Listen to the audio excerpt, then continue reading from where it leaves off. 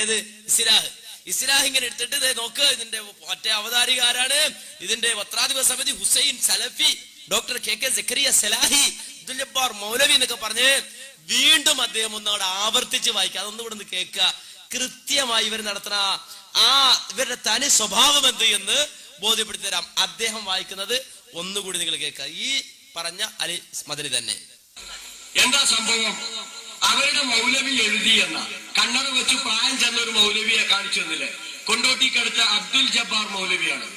അദ്ദേഹം കൂടി പത്രാധിപ സമിതിയായിട്ടുള്ള ഇസ്ലാഹിൽ എഴുതി 2007 ഏപ്രിൽ മാസത്തിലെ ഇസ്ലാഹ്, 2007 ഏപ്രിൽ മാസത്തിലെ ഇസ്ലാഹ് 42ാമത്തെ പേജ്. ഇനി ഇതിലെ പത്രാധിപ സമിതി എന്ന് ഞാൻ വായിച്ചാൽ ആൾക്കാർക്ക് മനസ്സിലാക്കാലോ ആരൊക്കെ ഉള്ളത് അറിയാം നിങ്ങൾ? പത്രാധിപ സമിതി ഹുസൈൻ സലഫി, ഡോക്ടർ കെ സക്കരിയ സലാഹി, പി അബ്ദുൽ ജബ്ബാർ മൗലവി, MP ഖാദിർ കരുവമ്പൊയ്യൽ, ഷാഫി സലാഹി ചങ്ങലേരി, അബ്ദുൽ ഖാദിർ കൊണ്ടോട്ടി, ഫൈസൽ മുസ്ലിയാർ പുതുപ്പറമ്പ്, അമീർ ഒതുക്കുങ്ങൽ. ഇതിൽ എഴുതിയിട്ടുള്ള ഏതാനും ആളുകൾ വാദപ്രതിവാദത്തിലുണ്ട്. അതിൽപ്പെട്ട ആൾ അബ്ദുൽ ജബ്ബാർ മൗലവി. എന്താ എഴുതിയത്? 42ാമത്തെ പേജ്. സംഭവം എന്താ അറിയോ? കേട്ടോളൂ. പകൽ വെളിച്ചത്തിൽ വിജനമായ മരുഭൂമിയിലൂടെ വഴിയറിയാതെ നടന്നു നീങ്ങുന്ന ഒരാൾ പരിസരത്ത് ആരെയും കാണുന്നില്ല. ഇവിടെ എന്റെ ശബ്ദം കേൾക്കുന്ന ആരെങ്കിലും മനുഷ്യൻ, മലക്ക്, ജിന്ന് എന്നെ സഹായിക്കട്ടെ എന്ന് നിലച്ച് പടപ്പുകളെ എന്നെ സഹായിക്കണേ, എനിക്ക് വഴി കാണിച്ചു തരണേ എന്ന് ഉച്ചത്തിൽ വിളിച്ചു പറയുന്നുവെങ്കിൽ അഭൗതിക മാർഗത്തിലുള്ള സഹായത്തേട്ടം അതിലില്ല. വിജനമായ സ്ഥലത്ത് നമ്മൾ എത്തിപ്പെട്ടു, കുടുങ്ങിപ്പോയി. അപ്പൊ അവിടുന്ന് മലക്കു കേൾക്കും, ജിന്ന് കേൾക്കും എന്ന് കരുതിയിട്ട് പടപ്പുകളെ എന്നെ സഹായിക്കണേ എന്ന് വിളിച്ചാൽ ഒരു കുഴപ്പമില്ല. നമ്മൾ പറഞ്ഞല്ലോ 22 ക്യാരറ്റ് ശിർക്കാണത്. കണ്ടോ? 22 ക്യാരറ്റ് ശിർക്കാണ് എങ്കിൽ ആ 22 ക്യാരറ്റ് ശിർക്ക് എവിടെ പ്രാർത്ഥന തൗഹീദ് ചെറിയ മുണ്ടം അബ്ദുൽ ഹമീദ് മദനി ദാ പുസ്തകം യുവത പ്രസിദ്ധീകരിച്ചത് കഴിഞ്ഞ ഈ അടുത്ത് പ്രസിദ്ധീകരിച്ച ആ 22 ക്യാരറ്റ് ശിർക്ക് ദാ പിടിച്ചോ. എന്താ പറയണത്? എവിടുന്നാ പഠിക്കുന്നത്? എന്താ ഇസ്ലാഹി പ്രസ്ഥാനം നിങ്ങൾക്ക് മനസ്സിലാക്കിയത്? അത് 22 ക്യാരറ്റ് ശിർക്കാണെങ്കിൽ ഒത്തുനോക്കാൻ മലയാളം വായിക്കാൻ അറിയുന്നവരുണ്ടെങ്കിൽ വരൂ, വായിച്ചു നോക്കൂ. ഇത് രണ്ടും ഒത്തു വായിച്ചു നോക്കൂ. എന്താ ഇതിനകത്തുള്ളത് ഞാൻ പറഞ്ഞുതരാം. ഇതിലുള്ളത് 2 വട്ടം വായിച്ചല്ലോ, ഒന്നുകൂടി ഞാൻ വായിച്ചു തരാം. ഈ ഇസ്ലാഹിലുള്ളത് ഒന്നുകൂടി ഞാൻ വായിച്ചു തരാം. പത്രാധിപ സമിതിക്ക് കേട്ടല്ലോ. എന്താ ഇസ്ലാഹിലുള്ളത് കേട്ടോ? പകൽ വെളിച്ചത്തിൽ വിജനമായ മരുഭൂമിയിലൂടെ വഴിയറിയാതെ നടന്നു നീങ്ങുന്ന ഒരാൾ പരിസരത്ത് ആരെയും കാണുന്നില്ല. ഇവിടെ എന്റെ ശബ്ദം കേൾക്കുന്ന ആരെങ്കിലും മനുഷ്യൻ, മലക്ക്, ജിന്ന് എന്നെ സഹായിക്കട്ടെ എന്ന് നനച്ച് പടപ്പുകളെ എന്നെ സഹായിക്കണേ, എനിക്ക് വഴി കാണിച്ചു തരണേ എന്ന് ഉച്ചത്തിൽ വിളിച്ചു പറയുന്നുവെങ്കിൽ അഭൗതിക മാർഗത്തിലുള്ള സഹായചേട്ടം അതിലില്ല. ഇതാണ് ഇതിനകത്തുള്ള വാചകം. അത് 22 ക്യാരറ്റ് ശിർക്ക് ആണ് എന്നാണ് കണ്ടുപിടിച്ചത്. നവയാഥാസ്ഥികത്വം എങ്കിൽ ദാ യുവത പ്രസിദ്ധീകരിച്ചത് ചെറിയ മുണ്ടം അബ്ദുൽ ഹമീദ് മദനി ഷബാബിൽ എഴുതിയ ചോദ്യോത്തരങ്ങൾ സമാഹരിച്ച പുസ്തകം. ഈ പുസ്തകത്തിൽ പറഞ്ഞു കേട്ടോളൂ, കൃത്യമായി കേട്ടോളൂ. അതുപോലെ വിജനപ്രദേശത്ത് ഉണ്ടായേക്കാൻ ഇടയുള്ള ജിന്നുകളും മലക്കുകളും ഉൾപ്പെടെയുള്ള സൃഷ്ടികളോട് അവർക്ക് കഴിവ് നൽകപ്പെട്ട വിഷയത്തിൽ സഹായം ആവശ്യപ്പെട്ടാൽ അതും പ്രാർത്ഥനയാണെന്ന് പറയാവുന്നതല്ല. ഒന്നുകൂടി കേട്ടോ, ഇത് ഇസ്ലാഹല്ല, പ്രാർത്ഥന തൗഹീദ്. ചെറിയ മുണ്ടം അബ്ദുൽ ഹമീദ് മദനി മറുപടി പറയുന്നവർ പറയണം, വിശദീകരിക്കുന്നവർ വിശദീകരിക്കണം. എന്താ പറയുന്നത് കേട്ടോളൂ. വിജനപ്രദേശം ഞാൻ വ്യാഖ്യാനിക്കണല്ലോ, വിജനമായൊരു പ്രദേശം. ആ വിജനപ്രദേശത്ത് ഉണ്ടായേക്കാൻ ഇടയുള്ളത് എന്താ? ജിന്നുകളും മലക്കുകളും ഉൾപ്പെടെയുള്ള വിജനപ്രദേശത്ത് ഉണ്ടായേക്കാൻ ഇടയുള്ള ജിന്നുകളും മലക്കുകളും ഉൾപ്പെടെയുള്ള സൃഷ്ടികളോട്, അപ്പൊ ജിന്നുകളും മലക്കുകളും ഉൾപ്പെടെയുള്ള സൃഷ്ടികളോട് അവർക്ക് കഴിവ് നൽകപ്പെട്ട വിഷയത്തിൽ, ജിന്നുകൾക്കും മലക്കുകൾക്കും കഴിവ് നൽകപ്പെട്ട വിഷയത്തിൽ സഹായം ആവശ്യപ്പെട്ടാൽ അതും പ്രാർത്ഥനയാണെന്ന് പറയാവുന്നതല്ല. അത് പ്രാർത്ഥനയല്ല. അവ ജിന്നുകളോട് സഹായം തേടാം, നിങ്ങളുടെ ഭാഷ പ്രാർത്ഥിക്കാം എന്ന് ചെറിയ മുണ്ടം എഴുതിയത്, ഷബാബിൽ എഴുതിയത് നിങ്ങൾ സമാഹരിച്ച് ബുക്കാക്കി യുവത വിറ്റ് കാശാക്കുന്നു. 22 ക്യാരറ്റ് ശിർക്ക്. ആ 22 ക്യാരറ്റ് ശിർക്ക് എഴുതിയത് ചെറിയ മുണ്ടം അബ്ദുൽ ഹമീദ് മദനി. ആരെയാ നിങ്ങൾ തെറ്റിദ്ധരിപ്പിക്കുന്നത്? ആരെയാ നിങ്ങൾ തെറ്റിദ്ധരിപ്പിക്കുന്നത്? ഇനി അബ്ദുൽ ഹമീദ് മദനി എന്ന് പറഞ്ഞാൽ അങ്ങനെ പറ്റൂല, മൂപ്പരിങ്ങനെ ആടിയാടി നിൽക്കുന്ന ആളാണ്, അതുകൊണ്ട് ഞങ്ങൾക്ക് പറ്റൂല. ആണെങ്കിൽ അടുത്തത് ഇതവിടെ പുത്തൻ ശബാബ. ഇത് ഇന്ന് പൊട്ടിക്കാട്ടോ, ആദ്യമായിട്ട് കാണാതൊരു മുജാബ് അവിടെ ഒരു നന്നായിട്ടൊന്ന് കണ്ടോട്ടെ. ഇതുവരെ കാണിച്ചിട്ടില്ല, നമ്മൾ ഒളിച്ചു വെച്ചിരുന്നേ. ഇന്നെന്തായാലും പൊട്ടിച്ചേക്കാന്ന് വിചാരിച്ചു. ഇന്നിറക്ക എന്താ സംഭവം? ഇതിപ്പോ ഇന്ന് ലേറ്റസ്റ്റ് ആണ് ശബാബ്. 2005 എഴുതി വെക്കണം, ലക്കം വായിച്ചു വെക്കണം കിട്ടുമെങ്കിൽ. 2005 ജൂലൈ 1 ശബാബ്. ജൂലൈ 1 ശബാബ്. ഇതിലെന്താ സംഭവം അറിയോ? പണ്ടൊരു സംഭവം ഉണ്ടായിട്ടുണ്ട്, വടകൂരേക്ക് അറിയും, നമുക്ക് അറിഞ്ഞൂടാ. മുമ്പൊരു സംഭവം ഉണ്ടായി. മഹദി ഹാജറ റളിയല്ലാഹു അൻഹാ സഫാ മർവ കുന്നിന്റെ ഇടയിൽ പെട്ടുപോയി. വെള്ളമില്ല, വെള്ളമില്ലാത്ത ഘട്ടം. ആ സഫാ മർവ കുന്നിന്റെ ഇടയിൽ അങ്ങോട്ടും ഇങ്ങോട്ടും ഹാജറ ബീവി ഓടി. ഒരിറ്റ് വെള്ളത്തിന് വേണ്ടി, ഒരൽപ്പം വെള്ളത്തിന് വേണ്ടി.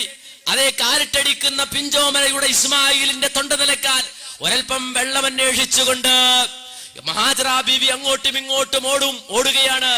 അവസാനം ഒരു ശബ്ദം കേട്ടു, ഒരു അശരീരി. അശരീരി കേട്ടപ്പോ ഹാജറ ബീവി ചോദിച്ചു, നിന്റെ കയ്യിൽ വല്ല സഹായം ഉണ്ടെങ്കിൽ എന്നെ സഹായിക്ക്. ആ അശരീരി പുറപ്പെടുവിച്ചാരാ? ജിബ്രീൽ അലൈഹിസ്സലാമാണ്. അപ്പൊ ഒരു മലക്കാ ഉള്ളത് അല്ലേ? മലക്കിന്റെ ശബ്ദമാണ് ആര് കേട്ടത്? ഹാജറ ബീവി കേട്ടത്. ആ ശബ്ദം കേട്ടപ്പോ ഹാജറ ബീവിക്ക് മനസ്സിലായി അവിടെ എന്തോ ഉണ്ട്, ആരോ ഉണ്ട്, അവിടെ മലക്കാ ഉള്ളത്. അപ്പൊ ഹാജറ ബീവി ചോദിച്ചു, നിന്റെ കയ്യിൽ വല്ല സഹായം ഉണ്ടെങ്കിൽ എന്നെ സഹായിക്ക് എന്ന് പറഞ്ഞു. അപ്പൊ മുസ്ലിയാക്കന്മാർ ഇത് നമുക്കെതിരെ തെളിവായിട്ട് ഉദ്ധരിക്കുക കണ്ടോ. അപ്പൊ ഹാജറ ബീവി ശിർക്ക് ചെയ്തു എന്നാണോ നിങ്ങൾ പറയുന്നത്? ഹാജറ ബീവി ശിർക്ക് ചെയ്തു എന്നാണോ നിങ്ങൾ പറയുന്നത്? കാരണം മലക്കാണുള്ളത്, മലക്കിന്റെ ശബ്ദം കേട്ടിട്ടേ ഉള്ളൂ. അപ്പൊ ഹാജറ ബീവി പറയാണ്, വെള്ളം ഉണ്ടെങ്കിൽ എന്നെ നിങ്ങൾക്ക് സഹായിക്കാൻ കഴിയുമെങ്കിൽ എന്നെ സഹായിക്ക് എന്ന് പറഞ്ഞല്ലോ. അപ്പൊ ജിബ്രീലിനോട് സഹായം തേടി. ആര് സഹായം തേടി? ഹാജറ ബീവി സഹായം തേടി. ഇത് മുജാഹിദികൾക്കെതിരെ ഖുറാഫികൾ, നമ്മുടെ നാട്ടിൽ കുബൂരികൾ, അള്ളയില്ലാത്തവരോട് പ്രാർത്ഥിക്കാൻ തെളിവ് കണ്ടെത്തി നടക്കുന്നവർ, അള്ളാഹുവിനെ ധിക്കരിക്കുന്നവർ, റബ്ബിന്റെ കലാമിനെ വളച്ചൊടിക്കുന്നവർ, ഈ നിലക്ക് മുജാഹിദികൾക്കെതിരെ ആരോപണം ഉന്നയിച്ചപ്പോ സലാം സുല്ലമി മറുപടി എഴുതുക. അബ്ദുസലാം സുല്ലമി അദ്ദേഹം മറുപടി എഴുതുക. കേട്ടോളൂ, അതിന്റെ ആദ്യം പറഞ്ഞത് കേട്ടോ, നിങ്ങൾ നന്നായി പറഞ്ഞുതരാം. കാരണം ഇവര് ഈ രൂപത്തിൽ തെറ്റിദ്ധരിപ്പിക്കുന്നവർ ആരാണെന്ന് സലാം സുല്ലമി ഇതിൽ പറയുന്നുണ്ട്. കേട്ടോ, ഹാജറ ബീവിയുടെ മലക്കിനോടുള്ള ഈ സഹായം തേടൽ. അപ്പൊ ഹാജറ ബീവി ആരോടാ സഹായം തേടിയത്? മലക്കിനോടുള്ള ഈ സഹായം തേടൽ ബ്രാക്കറ്റിൽ ഇസ്തിഗാസ.